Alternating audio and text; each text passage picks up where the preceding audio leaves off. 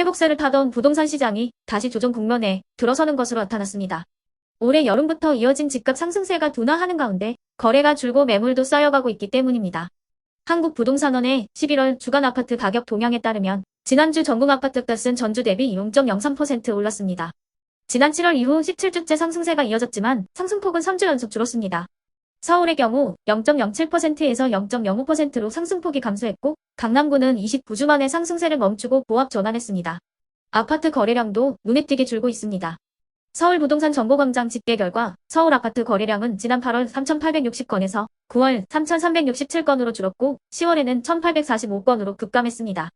부동산 빅데이터 업체인 아실의 자료를 보면 서울의 누적 매물 건수는 8452건으로 아실이 관련 통계를 집계한 2021년 4월 이래 가장 많았는데 최근 매수자와 매도자 간 희망 가격 차이가 크게 벌어지면서 급매물 외에는 거래가 잘 성사되지 않는다는 게 중개업계의 전언입니다. 또한 국토교통부의 실거래가 공개 시스템에 따르면 서울 강남구 도곡동의 도곡상용예가의 전용 107제곱미터는 이번 달 들어 14억 원에 중개 거래됐습니다. 같은 크기 아파트는 지난 4월 19억 5천만 원에 거래됐다가 지난 8월에 22억 원에 거래되며 반등했는데 불과 석 달 만에 8억 원이나 급락하는 거래가 이루어진 겁니다. 부동산 업계에선 정상적인 거래가 아니라 특수관계인 사이에 거래의 가능성이 있다고 보고 있지만 아파트 값이 전체적으로 하락하고 있는 것은 부정할 수 없다는 반응이 나오고 있습니다.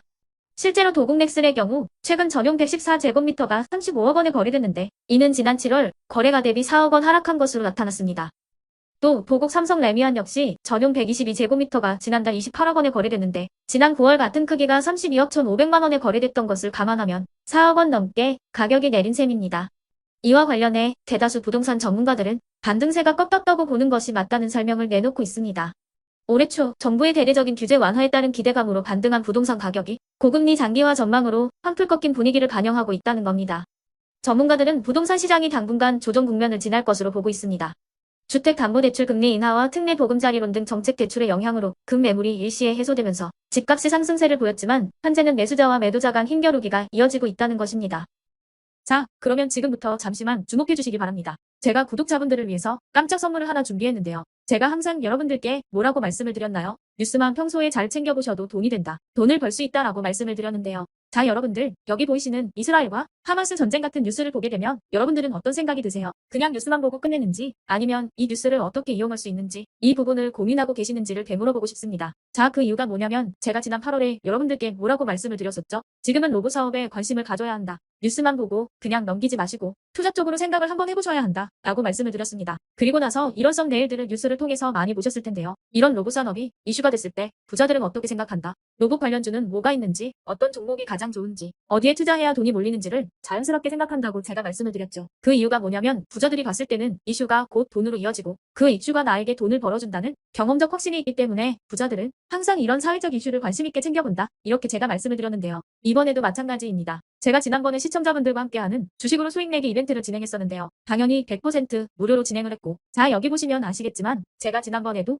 저한테 이슈라고 문자 남겨주신 모든 시청자분들께 이렇게 로봇 관련주 중에 가장 급등할 확률이 높은 딱 한 종목, 많은 종목도 아니라 뉴진로봇이라는 종목을 여러분들에게 추천드렸어요. 그러면서 여기 나와 있는 대로 정확히 얼마에 매수해야 하는지, 그리고 수익률이 어느 정도 나왔을 때 팔아야 하는지 이런 부분들까지 여러분들에게 정확히 알려드렸었는데 자, 지금 실제로 어떻게 되었다? 오른쪽을 보시면 아시겠지만 제가 8월 초에 문자로 이 뉴진로봇을 소개해드리고 나서 실제로 한 달도 지나지 않아서 이렇게 주가가 2배 이상 급등이 나왔다. 그래서 당시에도 굉장히 많은 분들이 제가 드린 이 종목으로 수익을 내실 수가 있었을 텐데요. 다시 한번 축하드린다고 말씀을 드리겠고 자, 이번에도 마찬가지입니다. 최근에 이슈되고 있는 게 이 하마스와 이스라엘 전쟁이기 때문에 우리가 어떻게 생각해 볼 수 있다. 전쟁이 계속되던 전쟁이 끝나던 일단 피해 상황이 막심하다는 겁니다. 따라서 전쟁으로 진행된 피해를 복구해야만 하겠죠. 때문에 이스라엘 재건이 반드시 이루어질 수밖에 없고 우리나라 기업 중 이스라엘과 관련이 있는 그리고 폐허가 된 도시를 복구할 능력이 되는 한 곳이 크게 부각받을 수밖에 없다. 당연히 이쪽으로 우리가 생각해야 한다는 겁니다. 2022년 러시아 우크라이나 전쟁 터졌을 당시에도 몇 개월 뒤 우크라이나 재건 관련주들이 일제히 급등했었던 적이 있었죠. 이번 이스라엘도 비슷하게 흘러갑니다.